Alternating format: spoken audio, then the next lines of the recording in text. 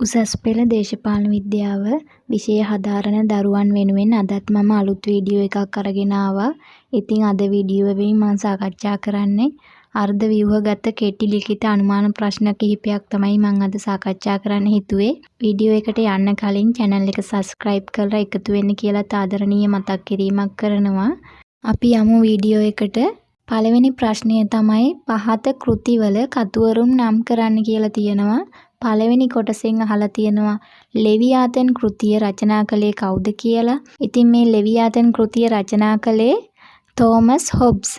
1651 දී තමයි මේ කෘතිය ඔහු රචනා කරලා තියෙන්නේ. දෙවෙනි කොටසෙන් අහනවා කොමියුනිස්ට් ප්‍රකාශනය කවුරුන් විසින් රචනා කරපු එකක්ද කියලා. ඉතින් කොමියුනිස්ට් ප්‍රකාශනය රචනා කරලා තියෙන්නේ කාල් මාක්ස් සහ ෆ්‍රෙඩරික් එන්ගල්ස් තමයි රචනා කරලා තියෙන්නේ. 1848 දී තමයි මේ කෘතිය රචනා කරලා තියෙන්නේ. දෙවෙනි ප්‍රශ්නය පළවෙනි කොටස ලංකාවේ රාජකාරී ක්‍රමය අහෝසි කරන ලද ව්‍යවස්ථා ප්‍රතිසංස්කරණය කුමක්ද කියලා අහලා තියෙනවා. පිළිතුර වෙන්නේ පුතේ 1833 කෝල්බ්රුක් කැමරන් ප්‍රතිසංස්කරණය තුලින් තමයි මේ රාජකාරී ක්‍රමය අහෝසි කරනු ලැබුවේ.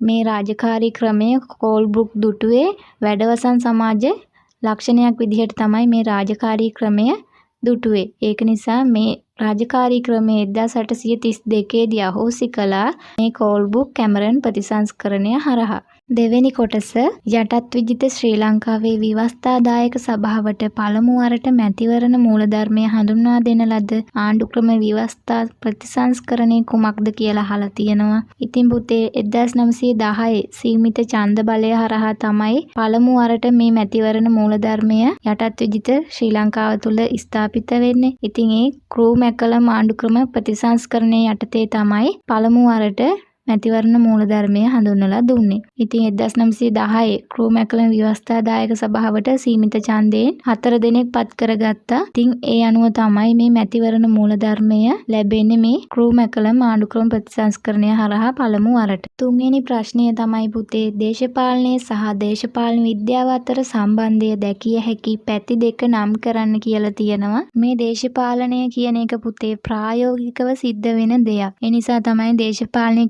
එහෙම නැත්නම් ඩුයින් පොලිටික්ස් කියලා කියන්නේ. මේ දේශපාලන විද්‍යාව ගත්තහම එය ශාස්ත්‍රීය වශයෙන් තමයි අධ්‍යයනය කරන්නේ. ඒක නිසා තමයි දේශපාලන විද්‍යාව හැදෑරීම කියලා අදහස් කරන්නේ. එහෙම නැත්නම් ස්ටඩින් පොලිටික්ස් කියලා කියනවා මේ දේශපාලන විද්‍යාව හැදෑරීම කියන එක. හතරවෙනි ප්‍රශ්නය පුතේ රාජ්‍යයේ සම්භවය පිළිබඳ සමාජ සම්මුතිවාදී න්‍යාය ඉදිරිපත් කළ දේශපාලන දාර්ශනිකයන් දෙදෙනෙක් නම් කරන්න කියලා තියෙනවා. ඉතින් මේ සමාජ සම්මුතිවාදයේ න්‍යාය ගත්තහම ප්‍රධාන වශයෙන් 3 දෙනෙක් මූලික වෙලා තමයි මේ අදහස ඉදිරිපත් කරන්නේ. ඒ 3 දෙනා තමයි තෝමස් හොබ්ස්, ඒ වගේම ජෝන් ලොග්, අනිත් කෙනා තමයි ජීන් ජැක් රූසෝ. ඉතින් මේ 3 දෙනාගේ මූලිකත්වයෙන් පුරෝගාමීත්වයෙන් තමයි මේ සමාජ සම්මුතිවාදී න්‍යාය ඉදිරිපත් වෙන්නේ. ඉතින් මේ 3 දෙනාගෙන් දෙන්නෙක් ගැන තමයි අහන්නේ. පස්වෙනි ප්‍රශ්නය ඉන්දියාවේ සංධීය ඒකක හඳුන්වන නම කුමක්ද කියලා අහලා තියෙනවා. ඉතින් මේ ඉන්දියාවේ සංධීය ඒකක හඳුන්වන නම තමයි පුතේ ප්‍රාන්ත. එහෙම නැත්නම් ප්‍රාන්ත රාජ්‍ය කියලාත් කියන්න පුළුවන්. ඉන්දියාවේ ක්‍රියාත්මක වෙන්නේ පුතේ මධ්‍යම ආණ්ඩුවයි මේ ප්‍රාන්ත රාජ්‍ය 29කුයි ඒ වගේම තව සාංගමික භූමිභාග කියලා භූමිභාග 7කුයි තමයි සමන්විත වෙන්නේ. 6 වෙනි ප්‍රශ්නය ස්විට්සර්ලන්තයේ සංධීය ඒකක හඳුන්වන නම කුමක්ද කියලා අහලා තියෙනවා. ස්විට්සර්ලන්තයේ සංධීය ඒකක හඳුන්වන නම තමයි පුතේ කැන්ටන් කියලා හඳුන්වන්නේ. ඉතින් මේ කැන්ටන් 26ක් තියෙනවා. ඒ වගේම කුඩා ප්‍රාදේශීය ඒකක 2600ක් පමණ තියෙනවා. 7 වෙනි ප්‍රශ්නය දේශපාලන විද්‍යා අධ්‍යයනයේහි දාර්ශනික ප්‍රතිමානීය ප්‍රවේශයේ පුරෝගාමී චින්තකයින් දෙදෙනෙකු නම් කරන්න කියලා තියෙනවා. ඉතින් මේ දාර්ශනික ප්‍රවේශය කියලා හඳුන්වන්නේ දේශපාලන විද්‍යාව හැදෑරීම සඳහා භාවිතා කරන පැරණිතම ක්‍රමය තමයි මේ දාර්ශනික ප්‍රවේශය කියලා හඳුන්වන්නේ. ඉතින් මේ දාර්ශනික ප්‍රවේශයේ පුරෝගාමීන් දෙදෙනා තමයි ප්ලේටෝ සහ ඇරිස්ටෝටල් කියන්නේ. ප්ලේටෝ විසින් පරමාදර්ශී පාලකයා ඒ වගේ අදහස් ඉදිරිපත් කරලා තියෙනවා. ඔහුගේ කෘතිය තමයි රිපබ්ලික් කියලා හඳුන්වන්නේ.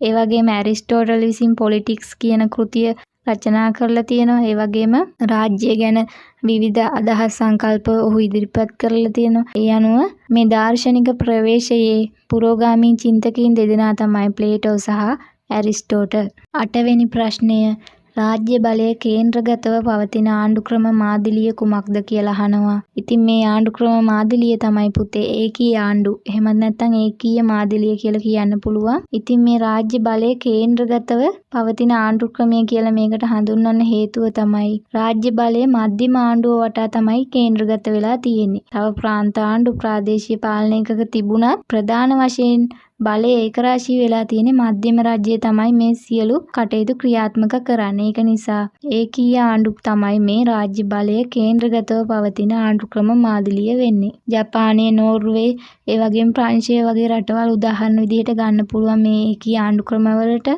9 වෙනි ප්‍රශ්නය රාජ්‍ය බලය බෙදා ගැනීම මත පදනම් වූ ආණ්ඩුක්‍රම මාදිලිය කුමක්ද කියලා අහලා තියෙනවා. ඉතින් මේ මාදිලිය වෙන්න පුතේ සංධීය එහෙම නැත්නම් ෆෙඩරල් මාදිලිය තමයි මේ රාජ්‍ය බලය බෙදා ගැනීම මත පදනම් වුණ ආණ්ඩුක්‍රම මාදිලිය වෙන්නේ. ඉතින් මෙහෙම හඳුන්වන්න හේතුව තමයි මේ සංධීය මාදිලිය තුල රාජ්‍ය බලය මධ්‍යම රජය සහ ප්‍රාදේශීය එහෙම නැත්නම් සංධීය ඒකක අතර බෙදී ගිහිල්ලා තමයි තියෙන්නේ. මේ සංධීය මාදිලියට උදාහරණ විදිහට ඉන්දියාව ඒ වගේම ඇමරිකා එක්සත් ජනපදයේ ස්විට්සර්ලන්තය වගේ රටවල් අපිට ගන්න පුළුවන්. 10 වෙනි ප්‍රශ්නය සම්භාව්‍ය ග්‍රීසියේ සිටි දේශපාලන චින්තකයින් දෙදෙනෙකු දේශපාලන අධ්‍යයනයේ පුරෝගාමීන් ලෙස සැලකේ. ඒ දෙදෙනා නම් කරන්න කියලා තියෙනවා. ඉතින් මේ සම්භාව්‍ය ග්‍රීසියේ සිටි දේශපාලන චින්තකයින් දෙදෙනෙක් කිව්වහම අපිට අනිවාර්යෙන් මතක් වෙන්නේ ප්ලේටෝ සහ ඇරිස්ටෝටල්. ඔයාලා මේ ග්‍රීසියේ සිටි දේශපාලන චින්තකයින් ගැන අහුවොත් එහෙම හදිසියවත් පිළිතුර දන්නේ නැත්තම් ඔයාලට කොහොමත් මේ ප්ලේටෝ ඇරිස්ටෝටල් කියන දෙන්න ඔළුවේ තියෙනවනේ. ඉතින් ඒ නිසා උත්තරේ දන්නේ නැහැ වගේ නම් මේ ග්‍රීසියේ කියලා කතාවක් ආපු ගමන්ම මේ දෙන්නගේ නම් දෙක ලිව්වොත් හරි. හැබැයි චින්තකයින් දෙදෙනෙක් ගැන අහලා තියෙන්න ඕනි ප්‍රශ්නේ.